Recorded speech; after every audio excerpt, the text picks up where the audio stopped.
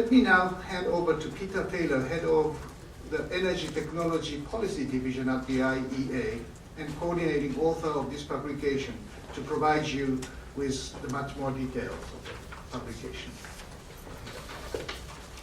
Thank you very much. So for a number of years now, the IEA has been calling for an energy technology revolution to meet our climate change goals.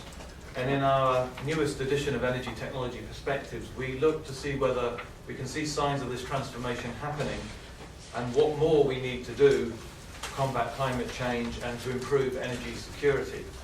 And this book outlines which technologies are needed, when and where. And it looks at the costs and benefits of this transition and the policies that are required to make it a reality. In the ETP 2010 baseline scenario, which assumes that no new policies are implemented, CO2 emissions double from current levels by 2050, oil and gas prices are high, and energy security concerns increase as imports rise. This scenario is clearly unsustainable, and we must act now to move on to a new trajectory. Our blue map scenario has a target of halving CO2 emissions in 2050 compared to 2005 levels. Such a scenario will be consistent with a trajectory to keep the long-term global temperature rise between 2 to 3 degrees and substantially mitigate the worst impacts of climate change. This is an extremely challenging goal and requires emissions reductions to be made across all sectors. ETP 2010 identifies the least cost combination of low carbon technologies that can help achieve such a 50% reduction and sets out the policies and other actions that will be necessary. The most important option in both the short and longer term is improving energy efficiency.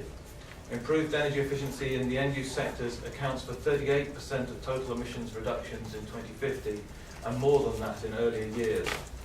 In addition, decarbonising the power sector will be critical to achieving deep emissions reductions. Renewables, nuclear power and fossil fuels combined with carbon capture and storage will all have a role to play.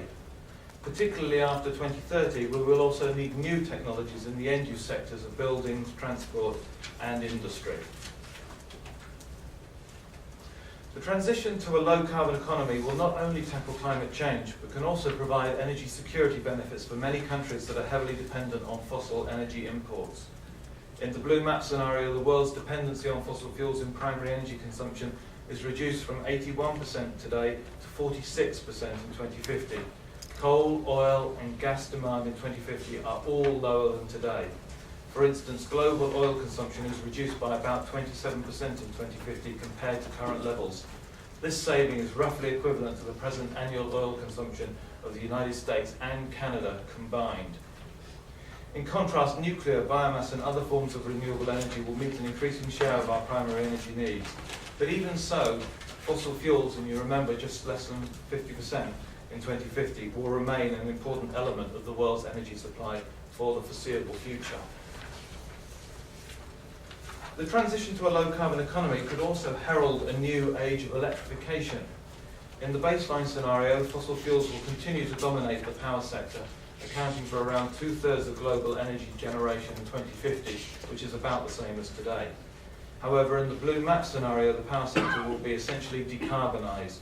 By 2050, renewables will represent almost half of global electricity generation, with nuclear accounting for about a quarter and the rest from fossil fuels, mostly combined with carbon capture and storage, or CCS. However, we recognise that the future is inherently uncertain, and so we've looked at a number of other possible combinations of technologies that can deliver a decarbonised electricity supply.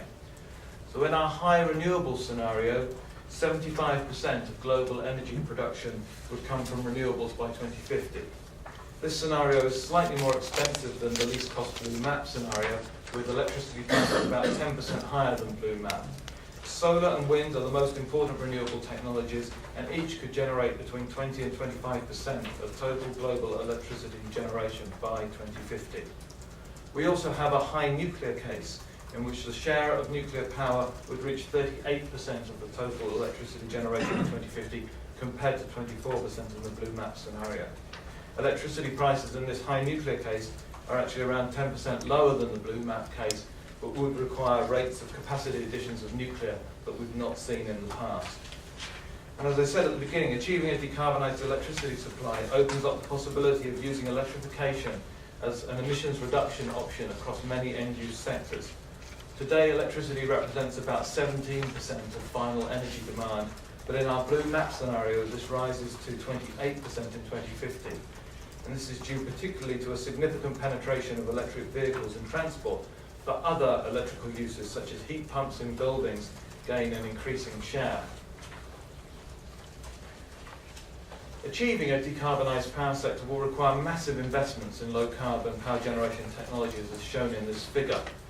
For example, we will need to add, on average, each year between now and 2050, 35 coal plants with CCS, plus 30 nuclear plants, plus 12,000 wind turbines, plus 55 concentrating solar plants, and also the other technologies that you can see on the slide. This rate of growth will be very challenging, but at the same time represents a tremendous business opportunities for those developing low-carbon technologies and a way to spur the green growth that our economies require. ETP 2010 also looks at the broader environmental co-benefits of moving towards a decarbonised power sector. These other impacts are important because we don't want to reduce CO2 emissions while making other environmental problems worse. Fortunately, as you can see from this table, many low-carbon technologies often also reduce air pollution and deliver other environmental benefits compared to existing technologies. However, careful assessment is needed to maximise the potential co-benefits and to ensure that any negative co-impacts are understood, quantified, and where possible, mitigated.